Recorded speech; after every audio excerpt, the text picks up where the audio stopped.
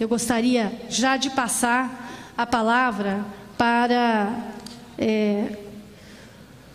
o senhor Nelson, professor Nelson Ramos Barreto, que também fará uma explanação, principalmente com relação ao seu livro Tribalismo Indígena, Ideal Comum no Missionário para o Brasil do século XXI. Então, com a palavra agora, professor Nelson Ramos Barreto. Uma boa noite, Jana. Eu queria agradecer o convite, me sinto muito honrado com isso, e felicitar a Assembleia Estadual do Mato Grosso do Sul por essa iniciativa.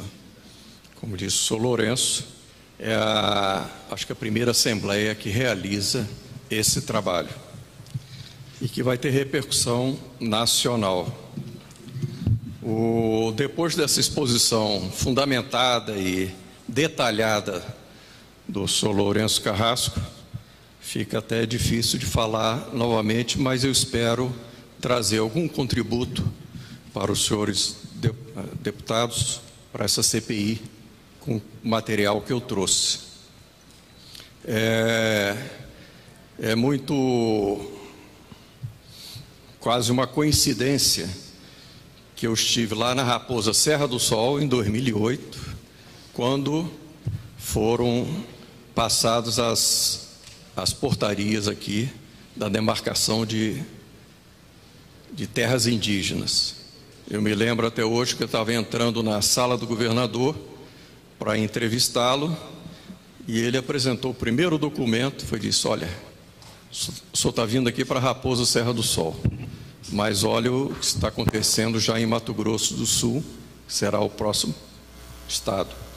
Então, por isso eu passo um pouco a introdução da Raposa, para se ter uma experiência do que está acontecendo aqui e o que pode acontecer aqui, a não ser iniciativas como essa que possam barrar isso que passou em Roraima. Bem, aqui a gente fica numa posição que não enxerga o que passa. Mas eu coloquei o título desse trabalho de Questão Indígena da Catequese à Jornada ao Terrorismo Agrário. Por quê? Às vezes, de uma simples ideia, de uma repetição de uma ideia, uma catequese à jornada. Essa é uma expressão italiana que antigamente era muito usada quando foi feito esse livro, do Dr. Plínio Corrêa de Oliveira, que significa moderna, atual, atualizada. Buongiorno em italiano, né? Então, como é que de uma ideia nós podemos cair num terrorismo agrário? Essa é o principal escopo da minha apresentação. Então, eu queria dar uma preliminar. Talvez alguns estranhem pelo tema, mas eu sou um defensor dos índios, né? Eu tenho sangue indígena, como 60% da população branca do Brasil, segundo um mapa genético, tem sangue indígena, eu tenho sangue negro e o sangue português. Essa foi a maravilhosa miscigenação e a formação do Brasil. E sou da campanha Paz no Campo. Pode passar. Assim se formou o Brasil. Ao contrário dessa teoria do descobrimento, que condena o descobrimento, o Brasil se formou pela miscigenação. Nós vemos São Paulo, por exemplo, né? Não é só as populações mais simples, mas em São Paulo, quando Martim Afonso chegou, ele encontrou o cacique Tibiriçá, que tinha sua filha Bartira casada com um português, que não se sabe como é que chegou aqui, mas já estava aqui, João Ramalho, e que deu origem às principais famílias de São Paulo, chamadas famílias quatrocentonas. Então, as famílias quatrocentonas de São Paulo têm origem na mestiçagem portuguesa com os índios. E a figura do Tibiriçá está lá na cripta da Catedral de São Paulo. Então, esses são pequenos fatos que mostram como é que foi. Eu não estou dizendo que não houve erros, não houve abuso, nada disso, mas a orientação central, tanto dos missionários como dos reis de Portugal, nesse sentido. Bem, ontem nós tivemos a festa de Nossa Senhora Aparecida, Rainha e Padroeira do Brasil. Dia 12 de outubro de 2008, nós encerramos esse livro, em honra a ela. Esse livro, ele é composto de 2 partes, por isso se chama 30 anos depois. É uma segunda edição, porque a primeira parte do livro é o livro do professor Plínio Corrêa de Oliveira, que publicou em 1977. Quer dizer, o CIMI tinha sido criado havia 5 anos, nós estávamos em pleno regime militar, e o doutor Plínio já denunciava essa nova missiologia, ou seja, essa transformação, essa mudança, essa infiltração dentro da igreja. Tanto é que isso foi reconhecido no Supremo Tribunal, nós vamos falar isso depois. Então, há 30 anos, o Brasil tomava conhecimento, entre perplexo e atônito, da existência de uma corrente de missionários contrária à catequização e à civilização dos índios. Segundo ela, os civícolas devem permanecer no seu primitivismo, caracterizando o tipo humano ideal do 3º milênio. E não haverá lugar para missionários como Beato José de Anchieta, agora canonizado pelo Papa, alvo de suas injustas e pesadas críticas. A revelação foi feita por Plínio Corrêa de Oliveira na sua profética obra Tribalismo Indígena, Ideal Comum do Missionário para o Brasil no século XXI, que teve 7 edições e 76 mil exemplares de tiragem. Já relatei que chegamos na audiência com o governador. As autoridades do Mato Grosso do Sul manifestavam a surpresa e preocupação com as portarias editadas pela FUNAI. E, reunidas em assembleia com o governador, elas manifestaram profunda indignação e repúdio aos referidos atos administrativos, ao mesmo tempo em que apontaram suas graves consequências. Quais eram essas consequências? Quais serão? Quais que nós estamos vendo? Conflito entre índios e não índios, agravamento da questão social, impactando diretamente a vida de 700 mil brasileiros, índios e não índios, habitantes da região a ser identificada, e dos demais cidadãos da população sul-mato-grossense, 1.500.000 habitantes. Envolvimento indevido das áreas dos 26 municípios mencionados, que não se caracterizam como áreas indígenas, contrariando o preceituado artigo 231 da Constituição Federal de 88, como foi a pergunta aqui do deputado. Prejuízo para a economia do Estado do Mato Grosso do Sul, com eventual e descabida perda de 1/3 de sua área, restando apenas 12 milhões de hectares economicamente aproveitáveis, de um total de 35 milhões. Riscos à soberania nacional e perda de território brasileiro, envolvendo mais de 1.000 quilômetros de fronteira com a República do Paraguai. Isso também já foi tratado. O que nós vemos é um choque de 2 civilizações. No âmago da questão da reserva indígena, Raposa Serra do Sol, e também aqui, encontra-se um exemplo do embate entre 2 civilizações. A absurda demarcação da reserva indígena Raposa Serra do Sol, em Roraima, foi confirmada pelo Supremo, com exceção do voto contrário do ministro Marco Aurélio. E aí nós vemos o que está sendo feito com a Amazônia. Imensas riquezas, a maior floresta tropical do mundo, 1/5 das reservas mundiais de água doce, o Rio Amazonas, encontro das águas, a Amazônia Legal. Regiões riquíssimas de minérios, possui o maior banco genético do mundo, potencial turístico, Os senhores podem ir vendo as semelhanças que nós temos aqui com o estado de Mato Grosso do Sul. E a cobiça internacional. Desde o descobrimento do Brasil, a Amazônia é alvo preferencial da cobiça estrangeira. Esse espaço brasileiro arduamente conquistado no passado heróico precisa ser povoado, guardado e defendido, principalmente nos dias atuais, quando é indisfarçável a cobiça internacional sobre ele. Aí nós vemos a epopeia dos nossos lusitanos. Forte do Presépio, o qual deu origem à cidade de Belém, Pará, construído em 1616, Francisco Caldeira Castelo Branco. Capitão Pedro Teixeira, isso aqui é um homem monumental. Cerca de 2 décadas após a construção do Forte do Presépio, o notável explorador capitão Mor Pedro Teixeira comandou uma expedição que atingiu Quito, no Equador. Então ele subiu o rio Amazonas, chegou lá em Quito, no Equador, e disse: eu preciso me confessar com um padre português, que eu preciso me confessar em português.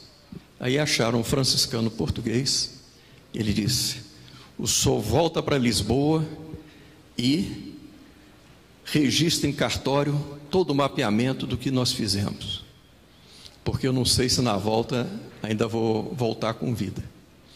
E esses documentos que serviram depois, quando Espanha e Portugal se separaram, o Brasil estava restrito pelo Tratado de Tordesilhas, foi baseado nisso que no Tratado de Madrid o Brasil conquistou toda aquela Amazônia. Aqui o Forte Real Príncipe da Beira. Então, durante os séculos 17, 18 e 19, os luso-brasileiros ergueram em pontos estratégicos da Amazônia obras de arquitetura militar, como fortalezas e fortins, no total de 35 dessas fortificações. Então, o Brasil não foi constituído na praia, não, foi com muito esforço. Aqui deu origem a Cáceres, Dom Luís de Albuquerque, Melo Pereira e Cáceres. Dom Luís, construtor do Forte Príncipe da Beira, fica lá em Rondônia, registrou em ata, em 1776, a soberania e o respeito de Portugal impõe que neste lugar se erga um forte, e isso é obra e serviço dos homens del rei, nosso Senhor, e como tal, por mais duro, por mais difícil, por mais trabalho que isso dê, é serviço de Portugal e tem de se cumprir. Então eles tinham que trazer a pedra de Portugal, porque não tinha pedra naquela região. Bem, como é que se formou o povo brasileiro? E o exército brasileiro reconhece isso. Foi na Batalha de Guararapes, em 1648, em Pernambuco. Por quê? O exército brasileiro tem as suas raízes em Guararapes. 2 magníficas vitórias sobre as tropas de ocupação do invasor holandês, que há 18 anos dominava boa parte do Nordeste. Em Guararapes, disse o eminente sociólogo Gilberto Freire, escreveu-se a sangue o endereço do Brasil, o de ser um Brasil, está pegando aí?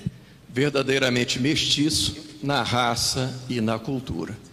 Então os comandantes foram 2 portugueses brasileiros, Vidal de Negreiros, Fernandes Vieira, um negro, Henrique Dias, e Felipe Camarão, né? Ali estava forjado o Brasil.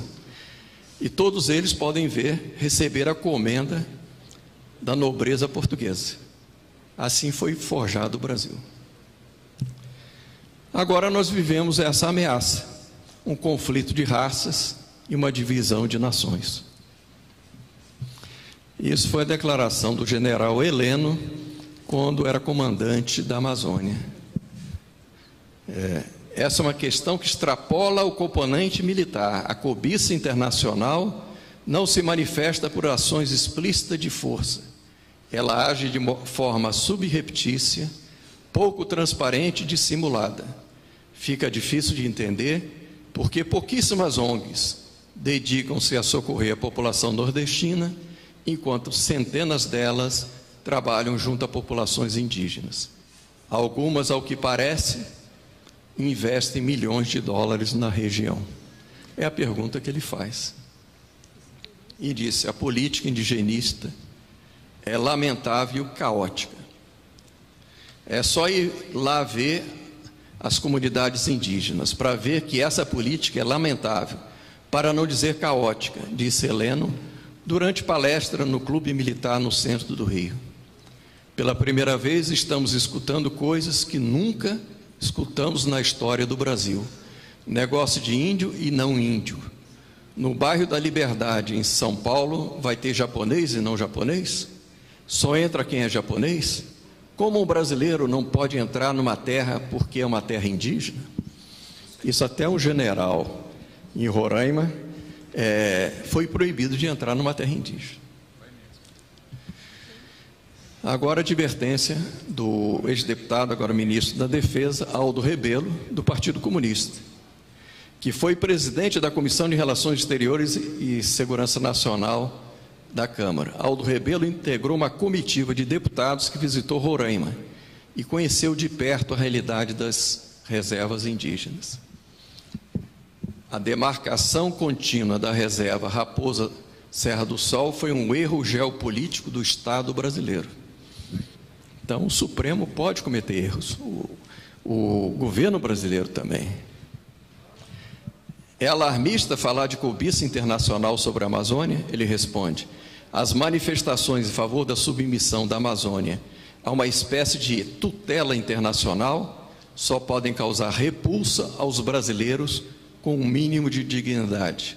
As declarações e os estudos cobiçando a Amazônia são reais desde o século XVII. Dom Pedro II, numa carta à Condessa de Barral, já explicava. Isso é o próprio Aldo Rebelo falando. E aqui nós temos algo semelhante que está acontecendo. E isso aí não é nenhuma teoria, foram declarações de chefes de Estado. Isso aí está até no relatório da comissão do Senado. Al Gore, que foi ex-presidente: ao contrário do que os brasileiros pensam, a Amazônia não é deles, mas de todos nós.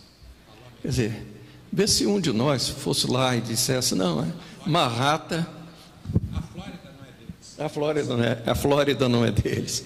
Manhattan também não é deles. Quer dizer, vamos agora fazer um governo internacional? Mikhail Gorbachev: o Brasil deve delegar parte de seus direitos sobre a Amazônia aos organismos internacionais competentes. Quer dizer, como é que o Brasil foi assinar essa declaração da ONU? John Major, que foi ex-premier do Reino Unido: as campanhas ecologistas internacionais sobre a região amazônica estão deixando a fase propagandística para dar início a uma fase operativa que pode definitivamente ensejar intervenções militares diretas sobre a região. Então, eles vão espalhando: a Amazônia é o pulmão do mundo, etc. E daí dizer que o Brasil não tem condições. Mitterrand, da França: o Brasil precisa aceitar uma soberania relativa sobre a Amazônia. Baseado em quê? Quer dizer, será que nós brasileiros vamos permitir isso? Raposa Serra do Sol é a denominação para a reserva das etnias Macuxi, Ingaricó, Patamona, Vapixana, Tuarapanga. Então vejam só, são vários povos, mas de propósito eles reuniram, até o nome é complexo: Raposa Serra do Sol, totalizando 1.743.000 hectares. Segundo dados do IBGE, conforme o censo de 2008, aproximadamente, aquela região abriga 19 mil índios e não índios. Agora, já discutimos o artigo 231, já foi falado, quer dizer, diz que as terras que tradicionalmente ocupam, e não as do passado. Quais são as etapas de uma demarcação? Segundo a legislação: primeiro, a identificação, consiste na elaboração da FUNAI de proposta de criação de uma área indígena. Depois vem a demarcação, o ministro da Justiça, que baixa a portaria, homologação, decreto do presidente da República, e a regularização fundiária, que é a desintrusão das áreas. Esse termo é horroroso, né? É tirar os brasileiros de lá. Agora, nesse processo todo, o que eles fizeram? É o laudo antropológico, ele é onipotente e onisciente. Podemos dizer que ele é a peça mais importante no processo de demarcação das reservas indígenas. Atualmente, o laudo se apresenta como um ser onipotente e onisciente. O laudo passa por cima de propriedades escrituradas, risca cidades do mapa e mesmo municípios inteiros. O progresso socioeconômico de um Estado da Federação e mesmo a soberania da nação brasileira são irrelevantes diante do poderoso laudo antropológico. E, de fato, são laudos inteiramente fabricados. E o pior, isso eu assisti lá na Câmara, o assessor do ministro da Justiça, dizendo: olha, nós como advogados temos que ter humildade. Quem entende de antropologia são os antropólogos. Então, a justiça não pode julgar um laudo. O que aconteceu com o laudo da Raposa Serra do Sol? Foi contestado e condenado pela própria Justiça Federal de Roraima, depois pelo Tribunal Federal da Primeira Região, como documento irreal, sem valor legal e contraria os interesses legítimos de índios e não índios. Como é que eles começaram a fazer esse laudo? No início, os antropólogos alegavam que só os tuxauas, lá os caciques são chamados de tuxauas, mas lá também os índios já são aculturados. Conheciam melhor do que ninguém suas terras ancestrais. Em 77, uma memória bastante inflada, um grupo de tuxauas reivindicou uma demarcação de 578 mil hectares. Quer dizer, já com a propaganda e tudo, quanto vocês querem de terra? 578 mil. Em 85, menos de 10 anos, a mesma antropóloga identificou uma área de 1.577.000, desmembrados em 5 regiões separadas. Quando chegou em 93, a FUNAI apresentou o famoso relatório do grupo técnico, propondo a demarcação contínua 1.678.000, que depois chegou no Supremo 1.700.000. E coisa curiosa, né? Onde há minério, há reserva de índio. Então é só verem aqueles pontos vermelhos, todos onde tem reserva de índio. Aí até alguém disse: com certeza são os principais índios protegidos em Roraima. Comentário sobre o artigo 231, mostrando também que o artigo ele precisa ser compatibilizado com os outros artigos da Constituição que garantem o direito de propriedade. Depois, também nessa linha, eu vou apressar um pouco. Bem, nós vamos ver agora entrar provavelmente na questão do CIMI. Aí nós temos o contraste entre duas concepções. A concepção católica tradicional das missões. Então, o doutor Plínio, para recapitular, de tal maneira, essa noção foi se esmaecendo, que ele coloca: qual era a finalidade? Como fim, evangelizar. Evangelizando, civilizar. Civilizando, fazer o bem. Essa transformação não interessa apenas a especialistas, mas afeta profundamente o futuro da igreja e da pátria. É o que nós estamos vendo aqui. Então, o fim supremo da missão é a glória de Deus e a bem-aventurança eterna. A palavra missão vem do latim missio, de mito, isto é, eu envio. O missionário é, pois, um enviado. Essa fotografia aí é das irmãs Maria Imaculada, fazendo a missão como era tradicional. Aí nós temos o índio Chavante, rezando diante do cruzeiro. Ensina a igreja que a via normal para o homem se salvar consiste em ser batizado, crer e professar a doutrina e a fé de Jesus Cristo e a lei de Jesus Cristo. Então, por que eu estou dizendo isso? O Estado brasileiro é laico, mas o CIMI não, ele se diz católico, então ele tem que seguir a doutrina católica. E o princípio de um missionário é fazer isso. Trazer os homens para a igreja é, pois, abrir-lhes a porta do céu. É salvá-los, é este o fim da missão. A alma, dessa maneira, unida a Deus, alcança a plenitude da felicidade. Quais são os efeitos da missão? Nós temos aí uma matriz de Imbu, São Paulo, construída pelos índios. Os preceitos da ordem natural se exprimem nos 10 mandamentos da lei de Deus, conforme São Tomás de Aquino na Suma Teológica, confirmados por nosso Senhor Jesus Cristo. Não vim dissolver a lei, mas cumpri-la, e por ele foi aperfeiçoada.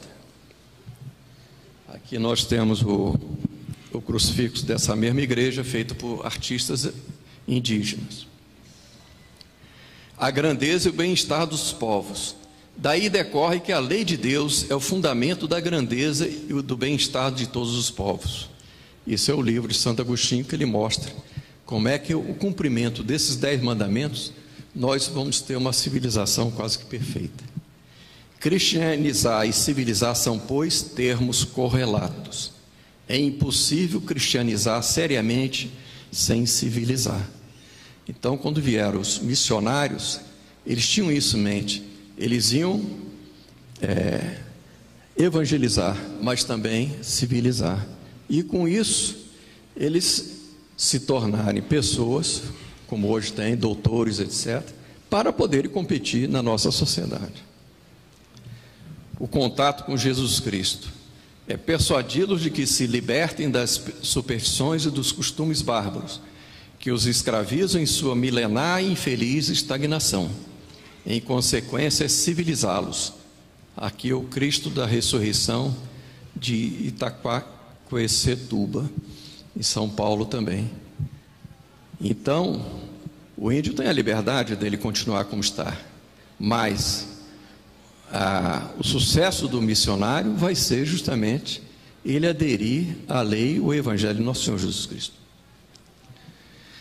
Bem, e para isso, para aqueles que têm fé, a colonização ela foi acompanhada de numerosos milagres e devoções populares, como foi ontem a comemoração de Nossa Senhora Aparecida. Como é que surgiu Nossa Senhora Aparecida? Foram 3 pescadores, Domingos Garcia, João Alves e Felipe Pedroso, que não achavam peixes, mas retiraram das águas o corpo de uma imagem, sem a cabeça. Depois jogaram a rede novamente e veio a cabeça. E dali veio a pesca milagrosa. Dali foi o povo, gente simples, certamente o caboclo desse miscigenado. Veio também o fato da imagem de Nossa Senhora Aparecida ser morena, então os escravos, os negros, grande devoção. Mas também aos grandes. Tem um fato impressionante que foi da princesa Isabel, que ela não tinha filhos. Ela então fez uma promessa à Nossa Senhora Aparecida. E teve esses 3 filhos que ela levou depois à Aparecida. E doou para a imagem uma coroa riquíssima e também o manto, do qual Nossa Senhora Aparecida, em 1904, foi coroada. A mesma coisa é a padroeira das Américas. Aqui o professor Lourenço já falou, Nossa Senhora de Guadalupe, que apareceu em 1531 ao índio asteca Juan Diego, deixando impressa sua imagem com os símbolos da Imaculada Conceição no avental dele. Isso mudou de tal maneira a evangelização do México, que hoje autores anticristãos dizem o seguinte, que aquilo foi uma invenção, porque senão os índios iam se revoltar contra os espanhóis. Agora, os estudos modernos mostram o seguinte, que na pupila da imagem, nas 2 pupilas, com microscópios fortíssimos, se percebeu o seguinte, que estava na pupila da imagem a cena do índio caindo as rosas, o bispo, o padre e o Juan Diego, que seria impossível de fazer, e outros fatos impressionantes. As conversões operadas ante a imagem da Virgem foram incontáveis, e seu santuário é o mais visitado do mundo. Sua misericórdia consiste em converter os índios e não deixá-los nas trevas do paganismo, como querem os neomissionários. Então, como é que um missionário pode falar contra essa evangelização. Bem, então agora nós entramos nessa concepção agiornata, que começou na década de 70, bem diferente da doutrina católica. E eles dizem o seguinte, que o fim é retroceder tomando o aborígene por modelo. Para retroceder, desmantelar. Para desmantelar, difamar, separar e guerrear. Aqui nós vemos os índios chavantes antes do contato com a civilização. Nós vimos antes uma foto de um índio chavante rezando diante do cruzeiro, né? Estão tentando flechar o avião. Bem, aqui uma iniciativa que assisti lá em Manaus, muito interessante. Aí não é nem a questão da evangelização, mas é de fazer o índio empreendedor. É um professor brasileiro da Universidade de Novo México, nos Estados Unidos, o Dr. Raul Gouveia. Então aqui nós temos 2 chavantes de Mato Grosso, Paulo e Jurandir, fazem apresentações culturais com um grupo de 15 pessoas no exterior e 20 no Brasil. Então eles chegaram à conclusão que o melhor que se pode fazer para os índios não é uma política assistencialista, mas é estimular o espírito empreendedor neles e não deixá-los parados, vivendo às custas do Estado. Isso não é só para o índio, para todos nós que vivemos só à custa do Estado. Essa nação tende, foi o que aconteceu com o comunismo também, tende à miséria e ao fracasso. Então aí está o Dr. Raul Gouveia, professor. Bem, vejam só o que essa nova missiologia que deu origem ao CIMI prega. Os índios já vivem as bem-aventuranças. O que são bem-aventuranças para essa corrente? Não conhece a propriedade privada, o lucro e a competição. Isso é conclusões da primeira Assembleia Nacional de Pastoral Indigenista.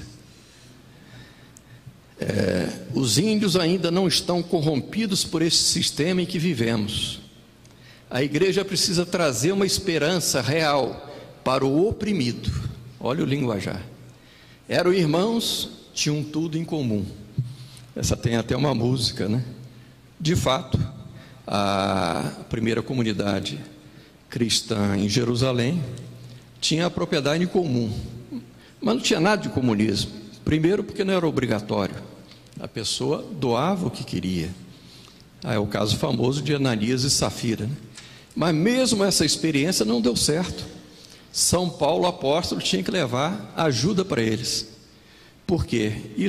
Essa virtude evangélica sobreviveu o quê? Nas ordens religiosas, que algumas pessoas fazem um voto de pobreza, mas isso não serve para a sociedade.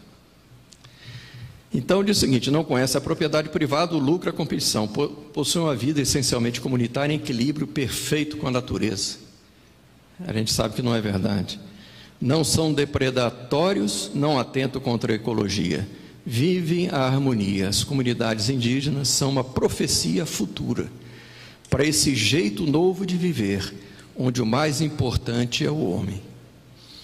Agora, isso eles querem inculcar no índio, mas o próprio índio não quer isso. É o exemplo que foi dado, quer dizer, eles querem se desenvolver.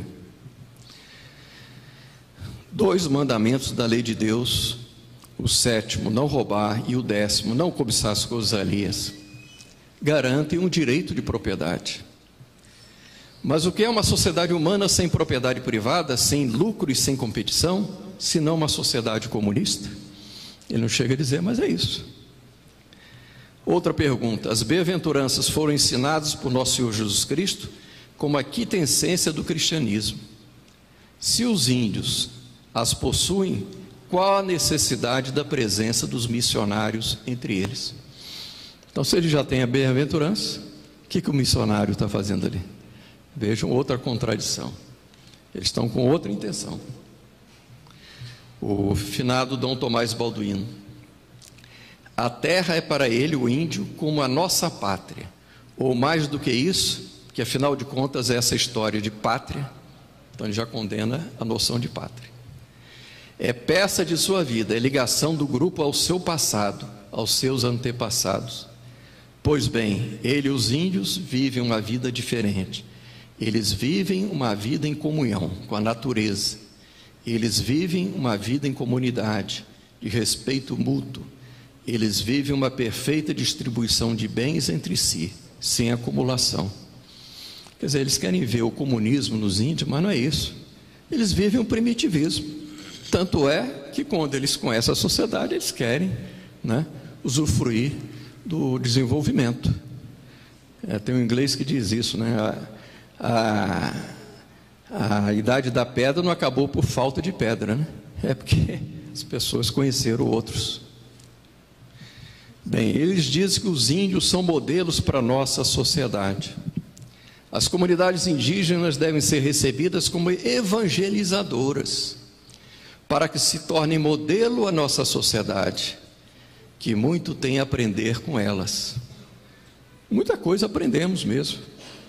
É interessante que outro dia estava vendo um livro de os jesuítas. A gente pensa que eles desprezaram tudo que tinha aqui. Não, eles queriam conhecer o que era essa fauna tropical, essa floresta tropical, e muitas coisas eles aprenderam com os índios, escreveram livros. A primeira gramática tupi foi o Padre Anchieta que fez, etc. Então não é destruir o que tem de bom do índio, mas é deixar aberta a porta para eles se desenvolverem. O Dom Fernando Gomes discorreu sobre a importância do encontro, mostrando sua necessidade para a formação de melhor visão da igreja no campo indígena, frisando o fato de suas comunidades serem recebidas como evangelizadoras, no sentido de que se tornem modelos para a nossa sociedade. Então, por isso, vejo como é que uma doutrina vai conduzindo depois ao que nós vimos do terrorismo agrário. Mas começa assim, com esse elogio falseado. Aqui o padre Antônio Iaez, jesuíta. O problema não está do lado do índio, mas na sociedade nacional. Não é o índio que deve ser condicionado, mediante um sistema de educação alienado de sua cultura, de sua história, mas a sociedade nacional é que deve preparar-se para aceitar como ele é, para compreender e respeitar o mundo do índio e não pressioná-lo a vir para o nosso mundo. Ora, é o próprio índio que quer isso. A nossa sociedade, pelo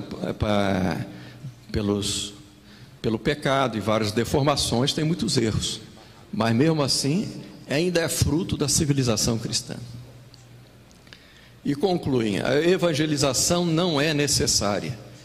A evangelização é capaz de descobrir a presença de Cristo no grupo tribal, o qual vive de maneira mais cristã do que nós, com nosso batismo, que é a nossa prática religiosa. Sem professar o nome de Cristo, os índios vivem muito mais na plenitude de vivência anunciada pelo Cristo, como uma boa nova de libertação, do que nós que vivemos como pagãos uns em relação aos outros. Por que ele diz que nós somos pagãos? Porque nós temos o direito de propriedade. Olha só o absurdo. Então, é o índio que tem que batizar a gente. Aqui é uma tribo do Equador, se chama Jivaros. Eles são chamados encolhedores de cabeça. Então são várias práticas dos índios, que essas aí não devem ser imitadas, devem ser abandonadas. Aliás, essa semana passada foi aprovado na Câmara um projeto para proibir o infanticídio, que infelizmente muitas tribos ainda mantêm. E o CIMI foi contrário, que diz que é uma cultura. Agora o mesmo CIMI vem acusar a nossa sociedade, os produtores aqui, de manchar de sangue, Os bispos defendem a tese de que a principal missão da igreja não é catequizar e converter o índio, mas garantir os seus valores, encaminhar o seu processo cultural de modo a evitar choques e sincretismo. Então eles abandonaram o mandato de nosso Senhor Jesus Cristo. Dom Tomás Balduino: Não entendemos a catequese como antigamente a transmissão de uma doutrina em vista da entrada de determinado período, iniciação para o culto, para o batismo, para receber os sacramentos. Hoje entendemos a catequese como uma maneira global, em que prevalece o aspecto evangelizador, que está mais orientado para a restauração da imagem de Deus no homem do que o enquadramento do indivíduo dentro de uma determinada religião. Então ele já chama de religião do homem branco. Quer dizer, para essa teologia, nosso Senhor Jesus Cristo não é a segunda pessoa da Santíssima Trindade que se encarnou.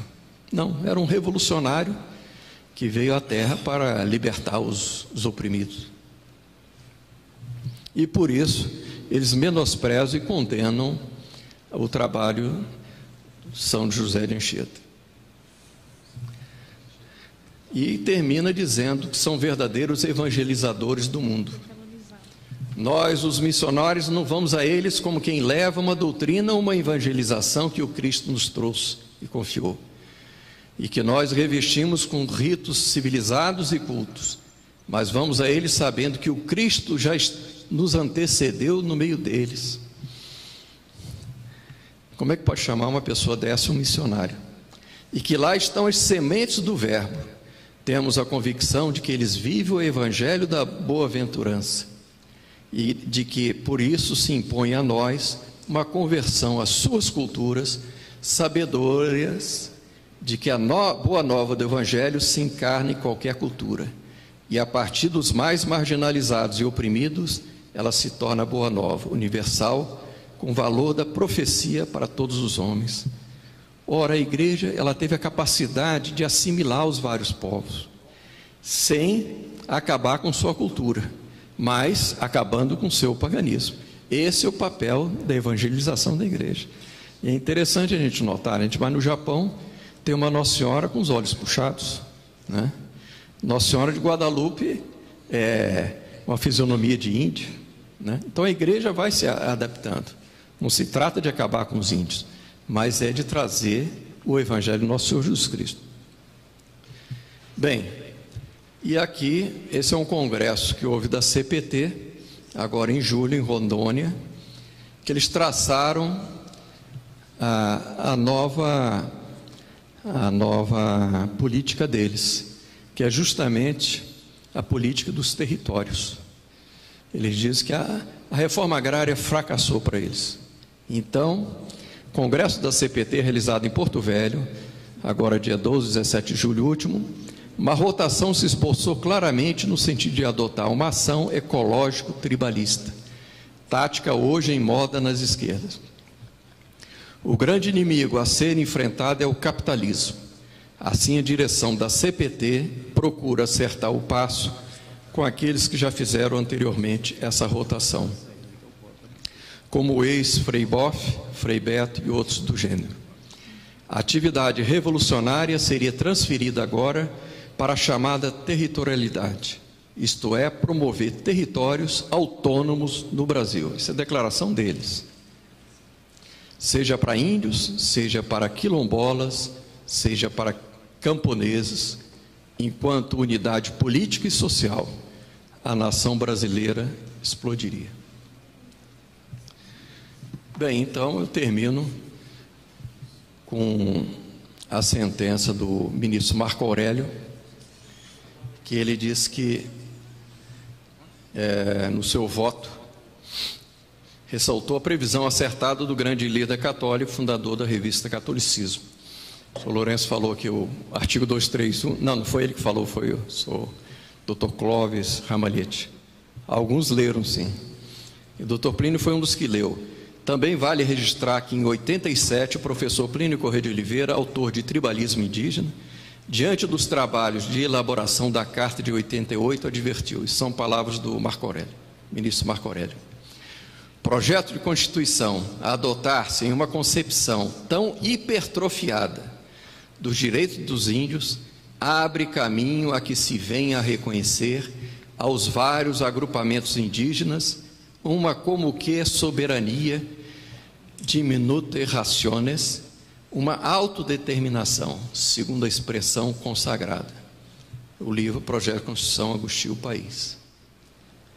Proféticas palavras, tendo em conta até mesmo o fato de o Brasil, em setembro de 2007, haver concorrido, no âmbito da Assembleia Geral da ONU, para aprovação da Declaração Universal dos Direitos Indígenas, ressaltou Marco Aurélio.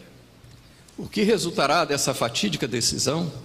Como ficarão essas famílias divididas e os índios contrários à demarcação e de etnias diferentes reunidas nessa pequena torre de Babel, entregues à sua própria sorte?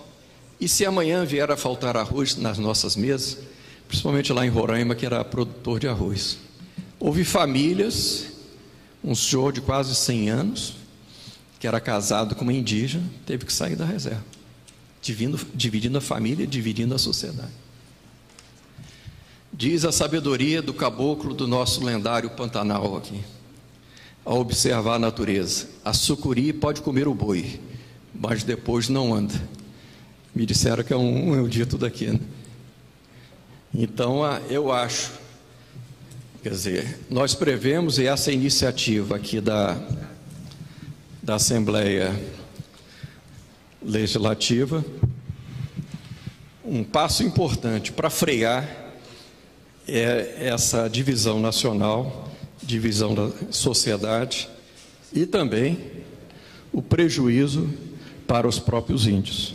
Porque essa doutrina dessas missões, ela não fica só nas ideias.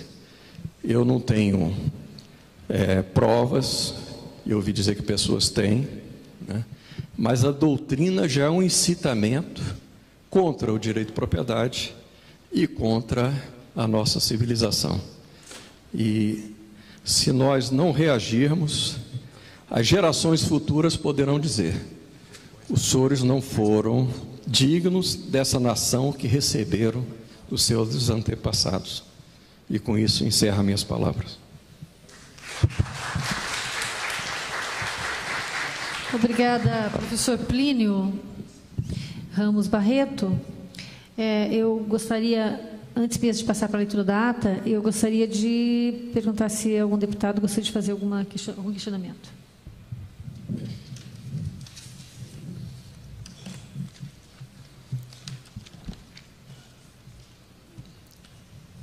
Bom, senhor Nelson Ramos Barreto, eu vou apenas repetir aqui o que eu disse ao final da palestra do senhor Lourenço Carrasco, que o senhor faz uma exposição de ideias que são divulgadas em livros e constituem aí toda uma teoria sobre a atuação do CIMI nessa missão à jornada. E, obviamente, muitas coisas que foram ditas, eu não comungo com essas ideias, mas eu vou apenas dizer aquilo que o filósofo Voltaire disse: posso não concordar com tudo o que dizes, mas vou defender até o fim o seu direito de dizê-lo. Então, infelizmente, a meu ver, essa reunião da CPI ficou prejudicada. Ela não deveria se dar dessa forma. Não está previsto no nosso regimento reuniões, audiências públicas, palestras, como nós tivemos aqui hoje, mas respeito as opiniões e as ideias que o senhor apresentou aqui hoje.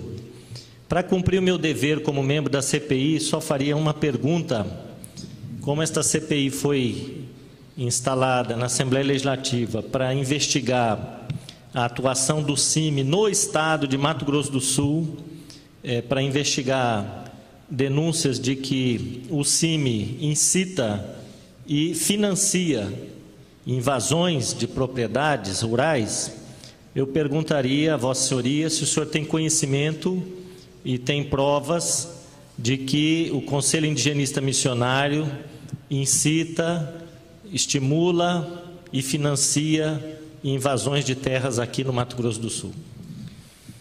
Eu não tenho provas, aliás, como disse o senhor Lourenço, esse é o papel da CPI, mas essas ideias, as ideias às vezes é interessante. O próprio Marx, ele dizia que a economia que move o mundo, né?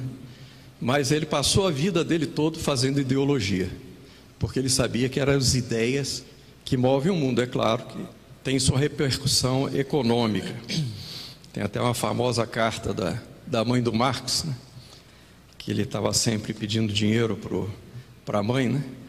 E a mãe do Marx escreve uma carta para ele e diz: olha, vê se você para de atacar o capitalismo e junte algum dinheiro. Mas é isso. Então a ideologia tem mais importância do que podemos imaginar. Agora, a CPI deve chegar, aí já é o lado policial, de ver como é que é feito essa incitação, essas invasões, porque não é possível um Estado, né, ser assolado por 98 invasões, os proprietários acossados lá, vem o ministro da Justiça aqui, faz aquele papelão, inteiramente despreparado, prepotente, etc. E o estado da importância de Mato Grosso do Sul viver desse jeito. E não só isso, mas, como o deputado falou, com o suor desses produtores. E sempre houve essa paz. Depois dessas doutrinas que foram instigadas, e Roraima foi a mesma coisa. Chegou lá um bispo, Dom Aldo Mugiano, um bispo italiano, que vinha já de Moçambique, e ele começou a instigar. Como é que ele fez? Ele chegou primeiro: nenhum padre mais vai rezar a missa, fazer o batizado na casa dos fazendeiros, dos proprietários. Nós vamos ter que ter centros, porque eu não quero mais isso. Quer dizer, o proprietário ser o padrinho, eles serem os compadres. Ele foi quebrando toda a estrutura social lá de Roraima. Mesmo assim, ele não conseguiu a maioria dos índios. A maioria dos índios ficou contrária à demarcação contínua. E muitos abandonaram a Igreja Católica e foram para o lado evangélico. E mais recentemente, chegaram em Pacaraima, uma juíza, e quer agora fazer uma desintrusão na cidade de Pacaraima. E foi um líder indígena que se levantou e disse: olha, nós não queremos, não, queremos continuar com a cidade. Como é que nós vamos ter um hospital, uma escola? Quer dizer, todos os acessos não vão perder. Então, essas ideias, elas, vejam só, são 40 anos, 30 e tantos anos, 40 anos, foram conquistando, e não só o CIMI, mas foram, hoje, se a gente lê os manuais de história, as escolas, as pessoas já estão sendo impregnadas por essa visão distorcida. Por isso que eu quis dar um pouquinho da história aqui da nossa colonização, do nosso missionário, embora muito rapidamente, eu desculpe aí que já está muito tarde, mas é porque nós já estamos, a sociedade hoje está impregnada já disso, dessas ideias errôneas. Agora o Ministério da Educação baixou um novo plano de educação que tira toda a história europeia do Brasil. Vai ser uma história ameríndia e africana. Quer dizer, como é que pode? Mas é porque já para caminharmos para essa sociedade. Porque o ideal da vida deles é um ideal tribal.